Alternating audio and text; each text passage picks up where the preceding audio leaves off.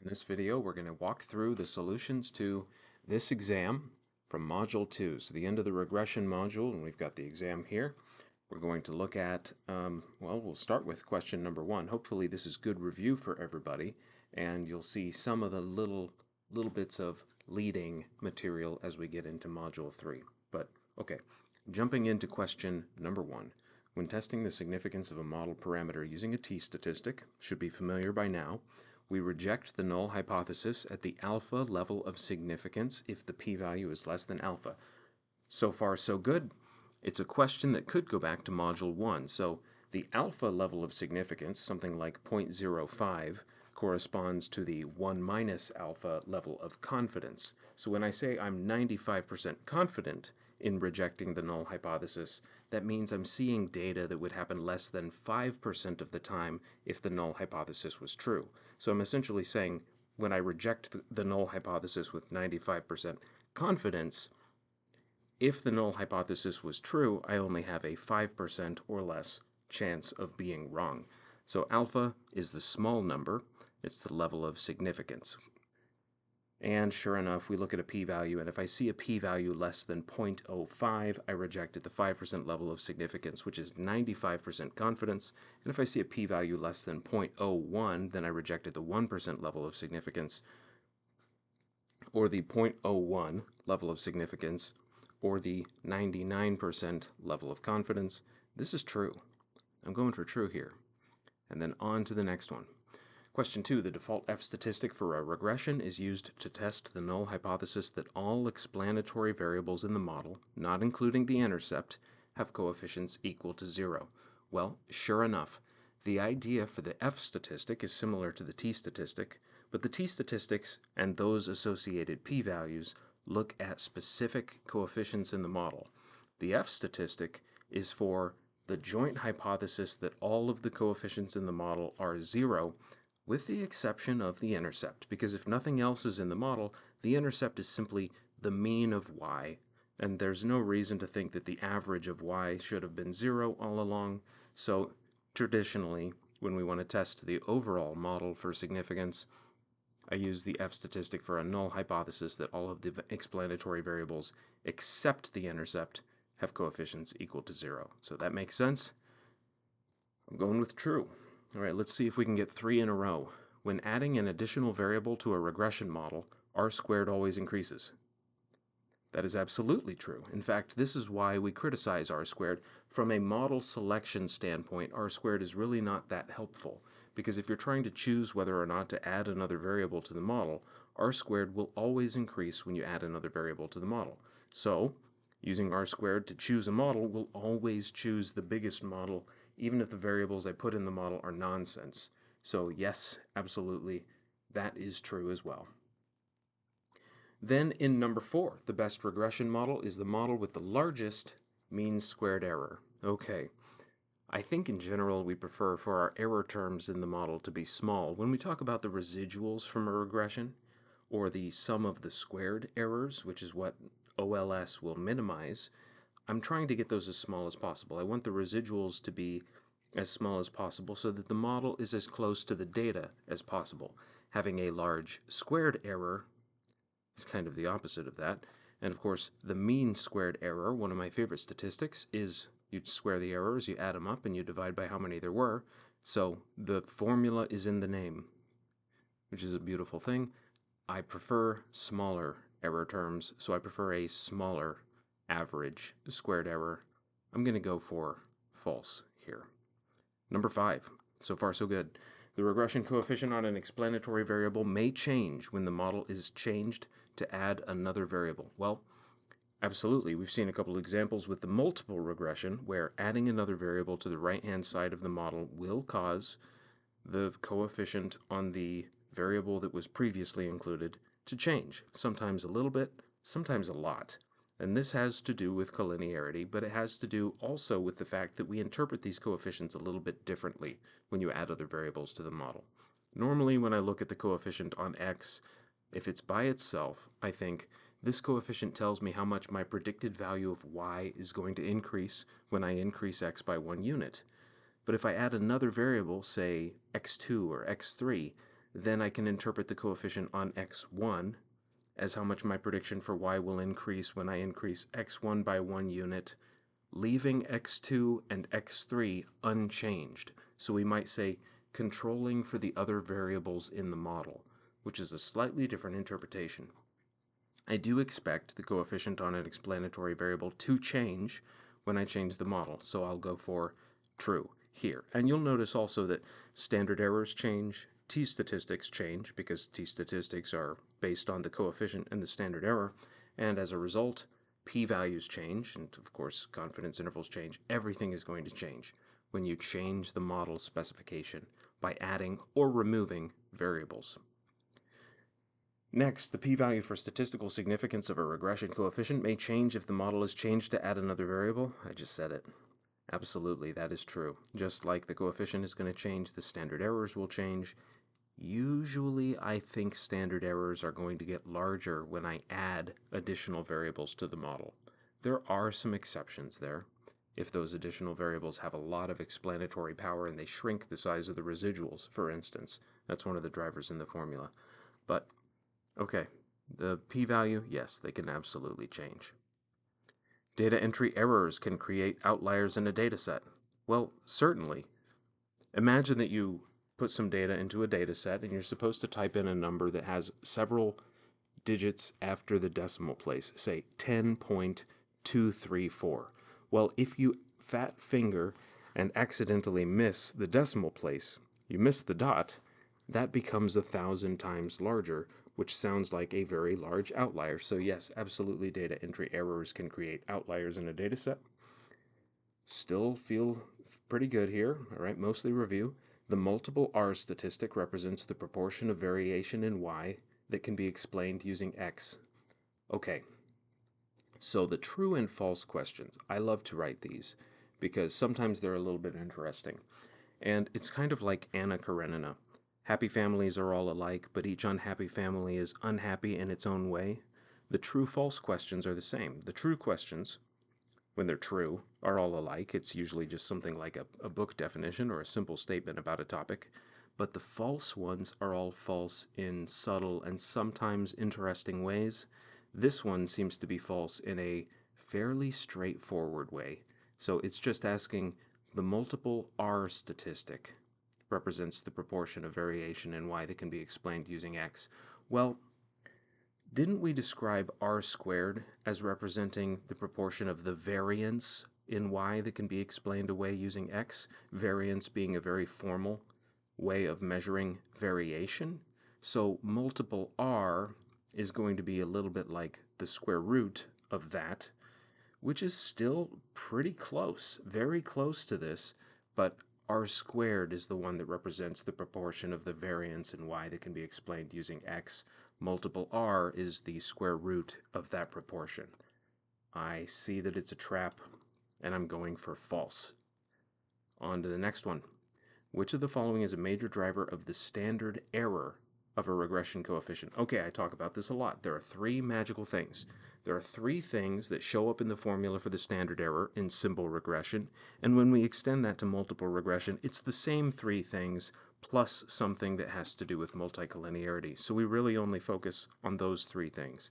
Now, the three things that show up in the standard error of a regression coefficient are the size of the error terms, the residuals, the size of the variation in X, so essentially the variance of the error terms and the variance of X, which is exactly what it is, and then the sample size, the number of observations you have. So let's see what we've got. The covariance between X and Y, well, that would tell you something about the regression coefficient itself, but not about the standard error of that coefficient. How about the p-value? No, that would be a result that comes from the coefficient and the standard error, but it doesn't influence those, it's influenced by them. How about the covariance between X and the residuals? Well, the covariance between X and the residuals is actually 0 all the time by construction in ordinary least squares. So how about the variance of the residuals? Yes, indeed. That's the noise when we talk about signal and noise and how much data there was to begin with. Signal is the variance of X, noise is the variance of the residuals, and how much data there was to begin with is usually just N, When we talk about time series, we sometimes replace the letter N with the letter T. But fair enough, that one is on the list. And when we go to question number 10 simply turns that around and says which of the following is not a major driver of the standard error of a regression coefficient. So we just went through the three magical things, this list, and which one would it be? So the sample size, that's n, that does matter. The variance of x, that does matter. The variance of the residuals, that does matter. The p-value is a result that comes from the coefficient and the standard error, so that's the odd man out here. It is not a major driver of the standard error. It's something that follows from that standard error. Okay. 11, and we start getting into some regression output. So let's talk through what we're looking at here.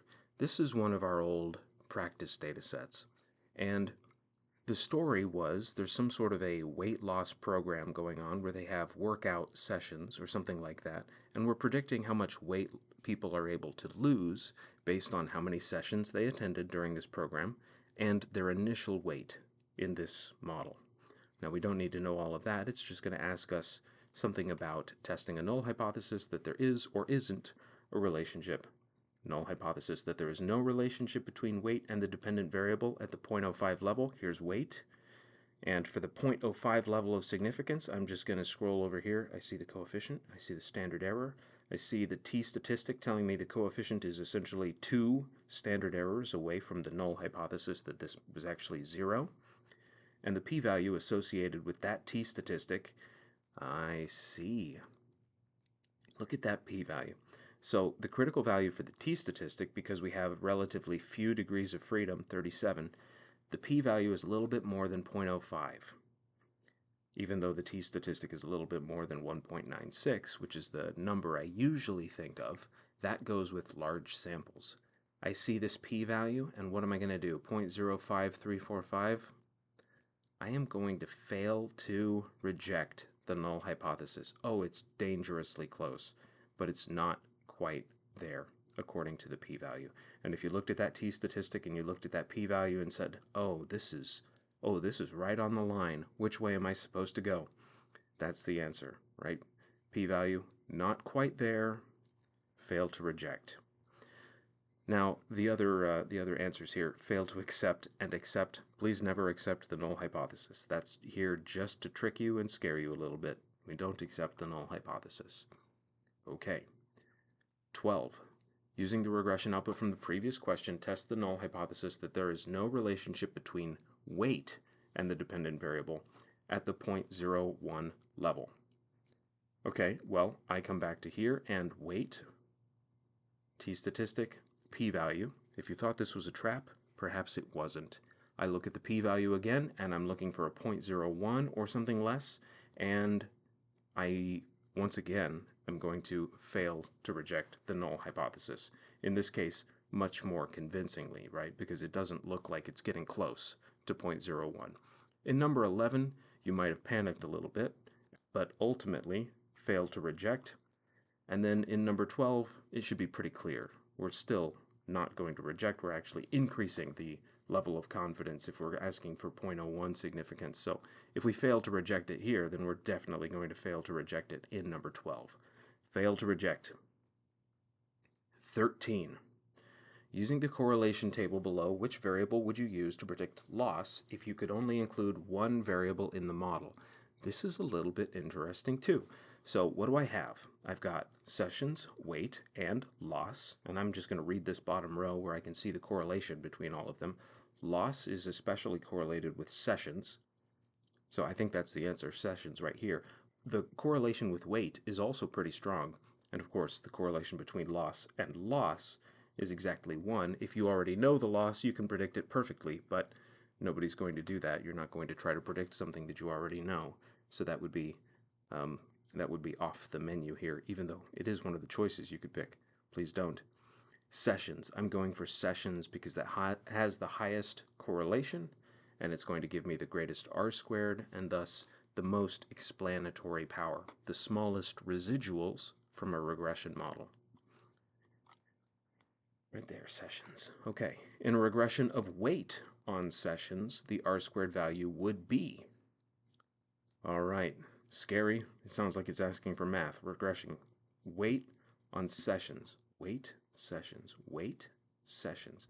I see that the correlation between weight and sessions is 0.239. And I remember that r squared is correlation squared.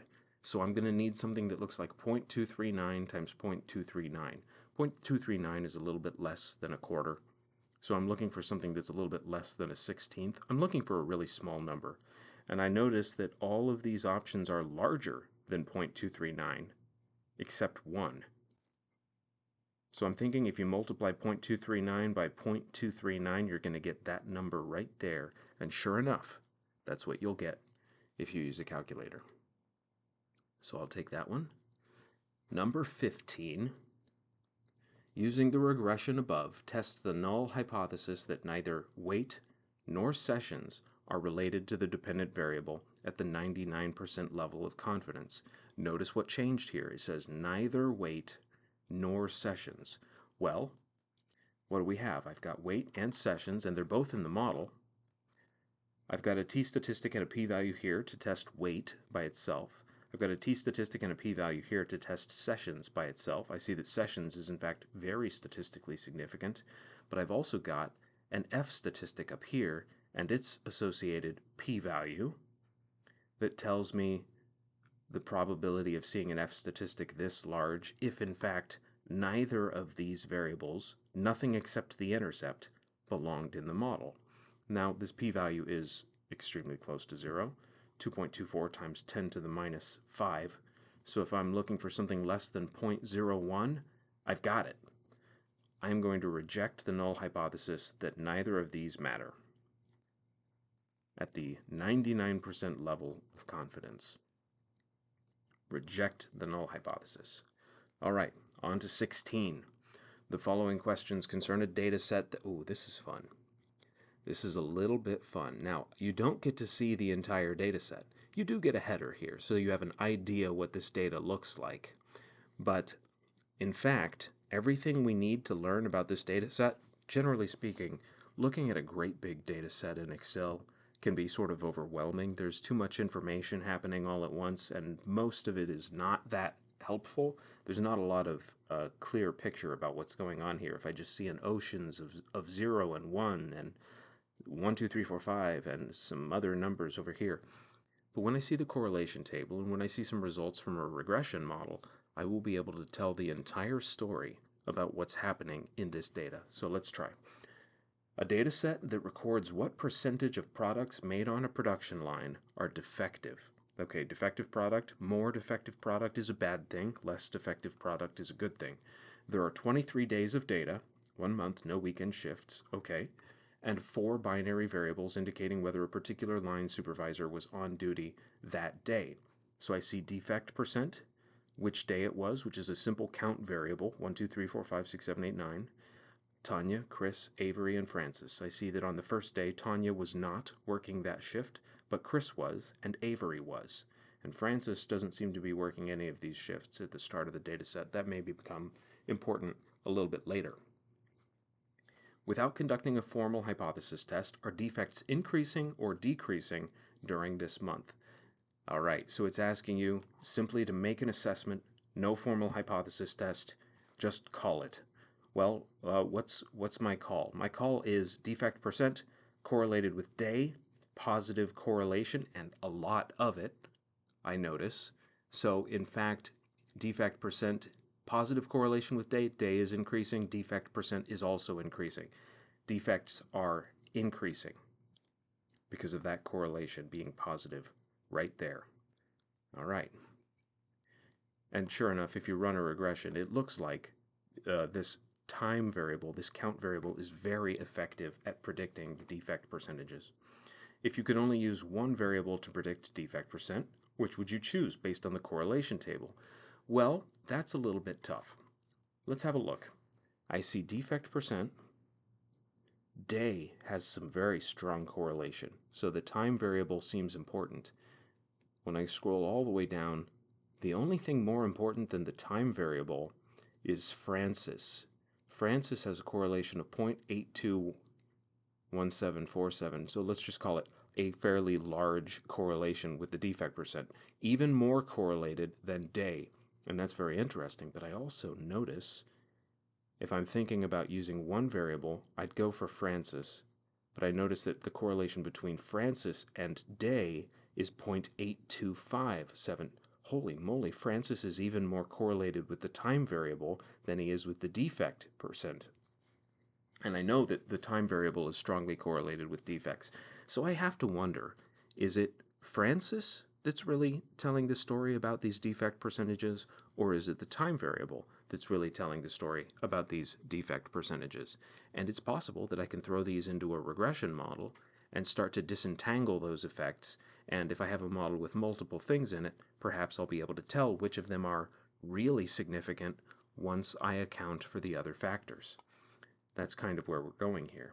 But if I can only use one variable to predict defect percent, it's either going to be day or Francis, and I'm going with Francis. Sorry, Francis. I hope it wasn't really your fault, but that's what I'm picking. 18. The amount of defective product coming from this facility is a major problem for your firm. Well, obviously, if you ship defective product to your customers, those customers might not want to be your customers. Determined to get to the bottom of the issue, you notice that two of your variables are highly correlated with product defects, but those two variables are also highly correlated with each other. Yeah, Day and Francis are both highly correlated with product defects, and Day and Francis are also highly correlated with each other. Which of the following statements best captures how this relationship will impact your analysis and the decisions you make regarding this issue?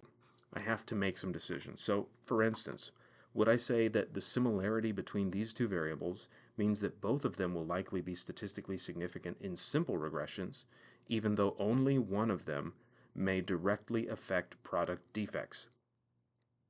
That was an extremely salient sentence right there. The similarity between Francis and my time variable, Day, that correlation there means if I only use one of them in a regression model, it's likely to appear to be statistically significant. Both of them will likely be statistically significant in simple regressions. And that would hold true even if only one of them directly affects product defects. So it might be the time variable or it might be Francis that actually matters.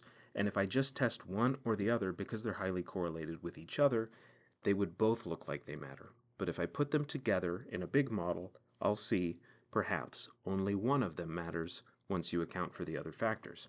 And let's go ahead and read the other three options just to see if any of them make sense. The similarity between these variables means that it is sufficient to study only one of them.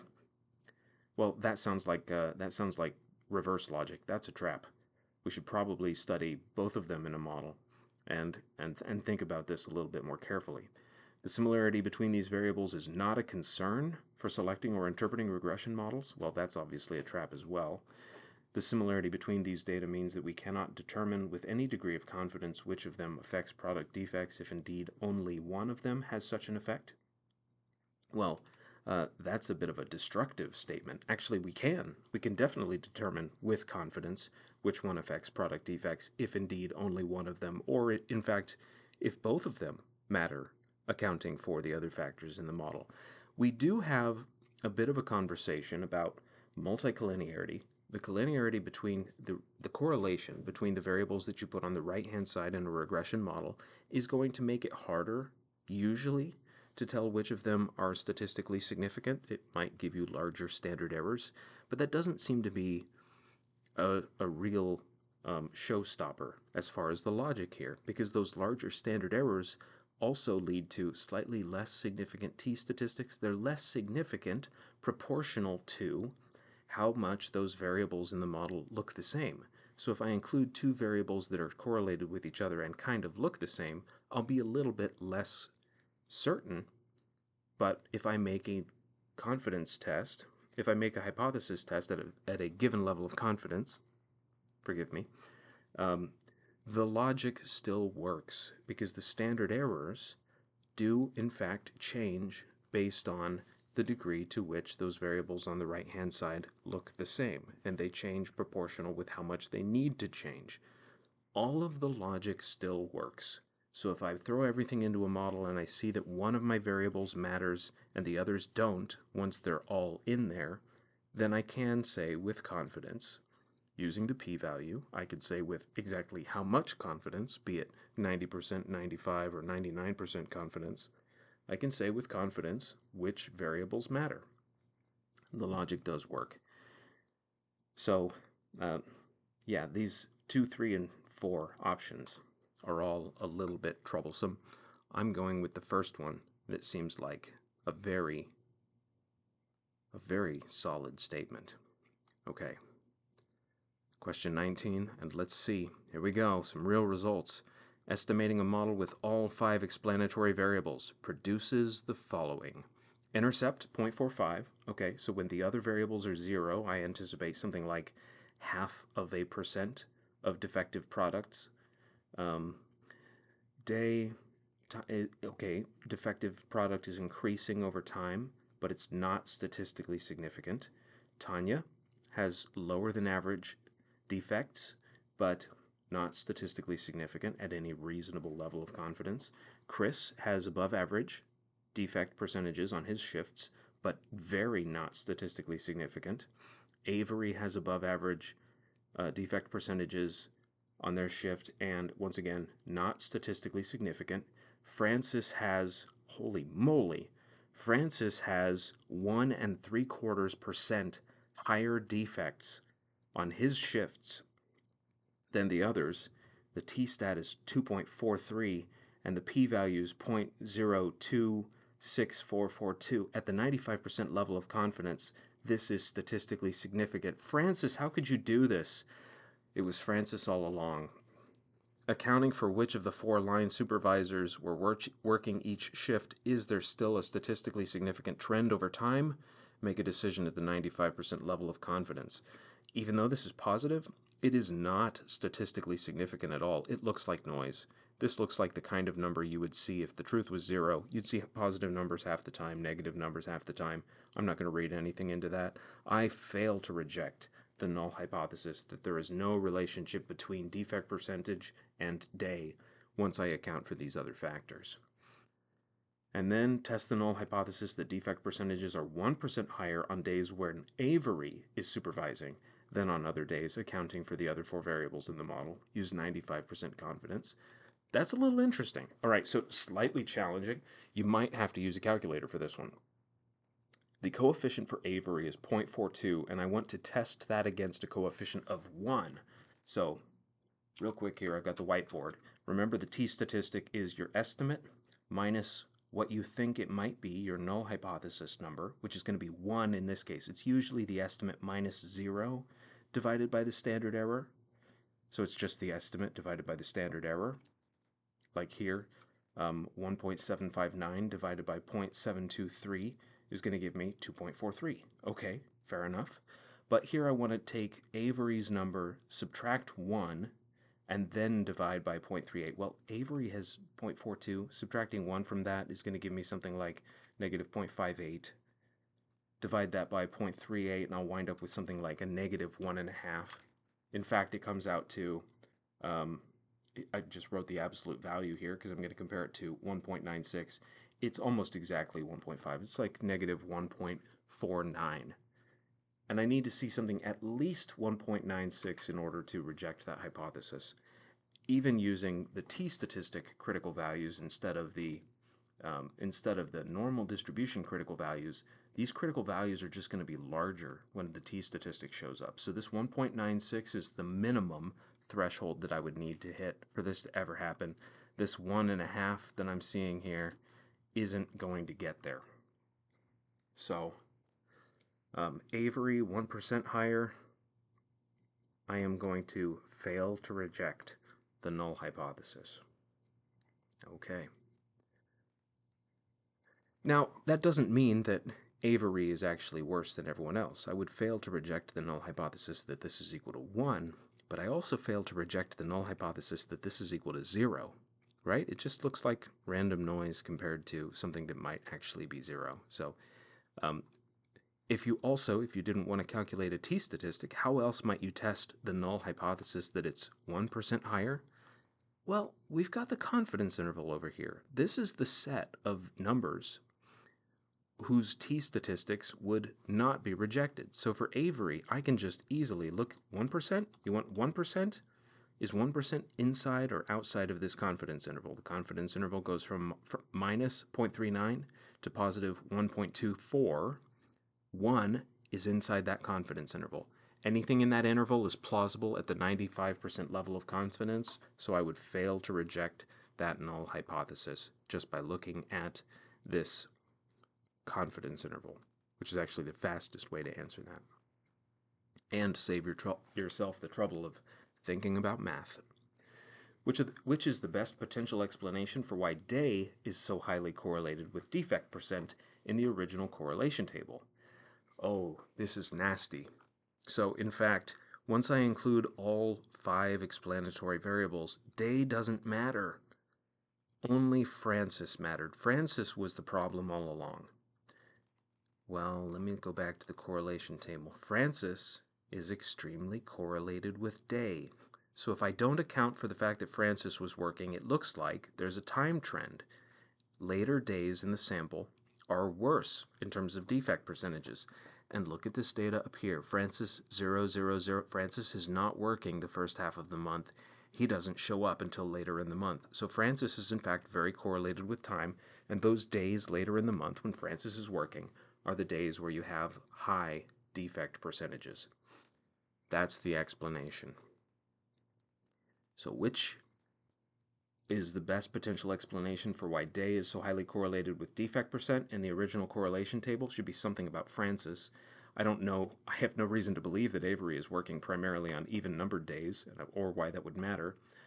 I do believe Francis is only working shifts at the end of the month. I can actually visually confirm that Francis is not working those shifts at the very beginning of the month from looking at the header up here. But you can also just see that from this correlation. Francis is correlated with day. So if Francis is working at the end of the month, I'm seeing mostly, wow, that's a lot of correlation with a count variable. So Francis must be showing up when the day number is very high at the end of the month. All right? Francis worked the lowest number of line shifts overall. I actually don't know. I don't have enough evidence to say whether that could be true or not. And Chris's shifts are negatively correlated with both day and defect percent. I don't think that even if that is true, I don't think that that is the good explanation. Also, I'm not convinced that that is true. You could verify. So I'm going for this one. 22. Now, a different one, and some not quite review questions, but some first principles questions based on this orders data. Recall the orders business case from your homework. The data are modified to add the variable month squared, which allows us to estimate a quadratic trend. This is going to be very interesting. It's also a very textbook example of where you might see collinearity affect standard errors. Because what do I have that I'm trying to put into the model? Orders as a function of month and month squared. Look at this. Month is increasing. Month squared is increasing. Correlation between month and month squared is going to be very high. So, which of the following will be true in relation to the original model? Orders I is equal to beta 0 plus beta 1 month plus an error term. So disregard the typo there. Which will be true in relation to the original model? The intercept will be smaller. I have no way of knowing without doing some math or trying to run it. The standard error for month will be smaller. Once again, I have no way of knowing without doing some math or trying to run it, and I suspect, because month and month squared are highly correlated with each other, I suspect that the standard error for month might be larger due to collinearity. The coefficient for month will be larger. I don't know whether the coefficient is going to go up or down. I honestly have no idea. I could try to figure that out using some formulas and a lot of scratching the top of my head, but I just don't know. R squared will be larger. Oh, thank goodness. A very reasonable one. R squared will be larger because I added another variable to the model. That's it. That's the answer. And all the rest of that information is here just to scare you. R squared is going to be larger because it's always larger when you add another variable to the model. 23. Regression output for the quadratic model is shown below. Which of the following is false? Okay, all right. The intercept is statistically significant. True or false? Intercept, coefficient, standard. Wow, coefficient divided by the standard error gives me a t-stat of 15. That is extremely statistically significant. At any reasonable level of confidence, I would reject the null hypothesis that this is 0. So that's true. Neither month nor month squared is statistically significant at the 95% level of confidence. Hang on, let me check. Month, not significant. Month squared, not significant. How interesting is that? So we know that in the linear model, which was in an old homework file, right? In the linear model, month was statistically significant. Here, it's not, perhaps due to the standard error being larger because of, again, possibly collinearity. But read the other half of this. The overall quadratic model is statistically significant at the 99% level of confidence. Well, this F statistic and its p-value would tell you whether that is the case. For the null hypothesis that neither month nor month squared belong in this model, I definitely reject at 99% confidence. I see something less than 1%. Now that's very interesting because here's where the p-value for the F statistic sometimes will do a lot of good work for you. Neither month nor month squared looks statistically significant. Of course, they look a lot like each other. So when I ask the data essentially, does month belong in the model? The p-value says, I'm not sure. When I say, does month squared belong in the model? The p-value says, I'm not sure. Once you've included the other variable, each of them looks like it might be not that important. But when I ask the big question, does month and or month squared belong in the model? The p-value says, oh, absolutely. These two variables, these time variables, are picking up a lot of information. They definitely belong, even though I can't say whether it should be linear or quadratic based on these p-values. They definitely, one or both of them, definitely belongs in the model. I super reject the null hypothesis that neither of these should be here. That's kind of interesting. The model prediction is usually off by about 1, 2, 2, 3, 3. Well, remember, orders was in thousands, if you recall this data. And standard error, 1, 2, 2, 3, 3. Standard error of regression, orders is in thousands, so we're off by 12,233. That is true. The overall model has 48 degrees of freedom. All right, so if you didn't remember this, you might be forced to choose between two things that look false. And then if you weren't sure how to do degrees of freedom, you might be forced to choose between three things that look like they could be false and try to eliminate one. Is it 48 degrees of freedom? 48 observations, but degrees of freedom is n minus k.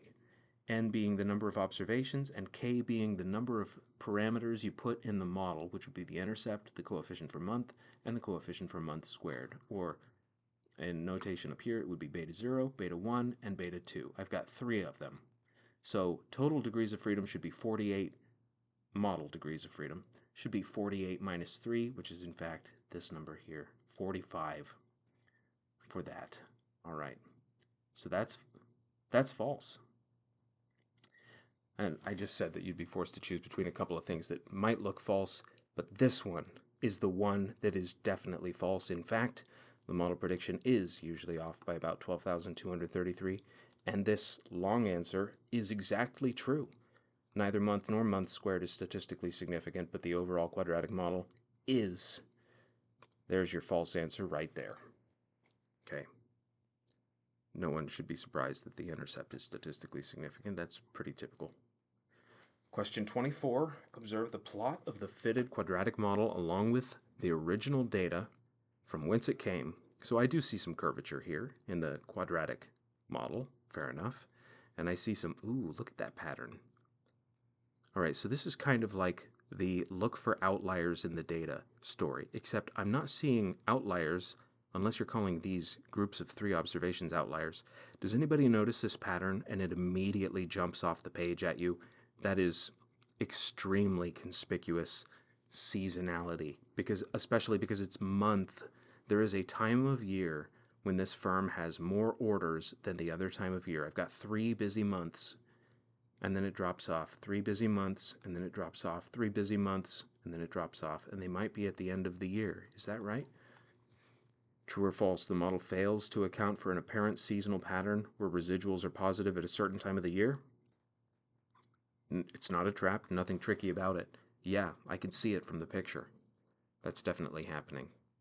Refer again to the plot of the fitted quadratic model along with the original data. True or false, despite an overall upward trend, the last year of orders was not as good as the preceding year. Ooh. Also an interesting point. When we did the linear trend, we had this upward slope, so it looks like orders are increasing over time. But in fact, the fourth year has dropped relative to the third year. Orders here are lower than orders were here. So that upward trend could be a little bit deceptive as we get close to the edge of the sample and try to predict out into the future, which is where we're going with Module 3. It's all about forecasting. So I agree. Yeah, true or false? That's true. Yeah, that's true. It does drop a little bit going into year 4. And then everyone seems happy about this. We got a couple of extra credit questions. In your own words, explain how to interpret beta 1 hat. Try to do this with one sentence. Okay, so beta 1 hat is how much my predicted value of y will increase when x increases by 1 unit. Let's say beta 1 hat is how much my predicted or y will increase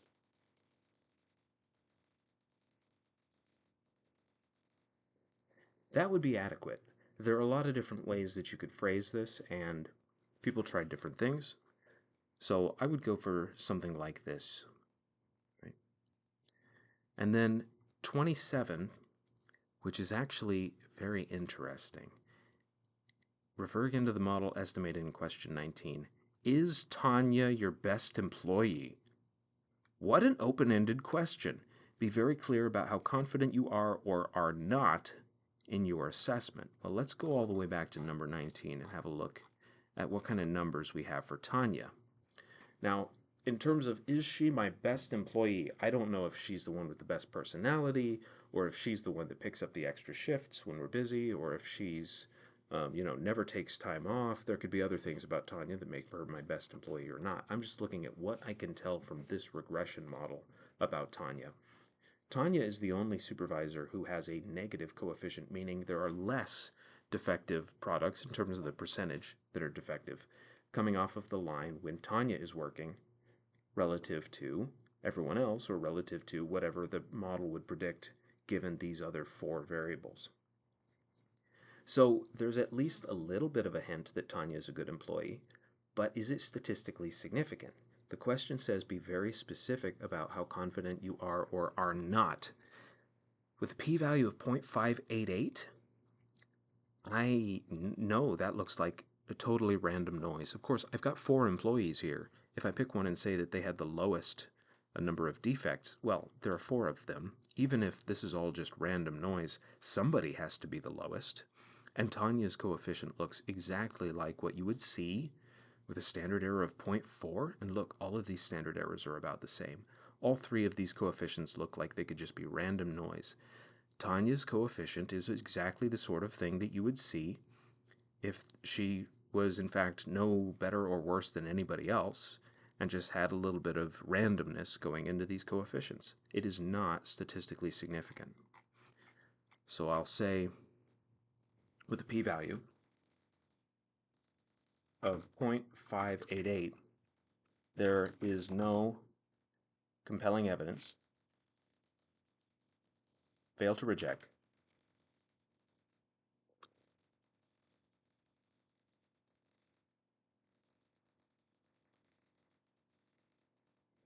that Tanya has fewer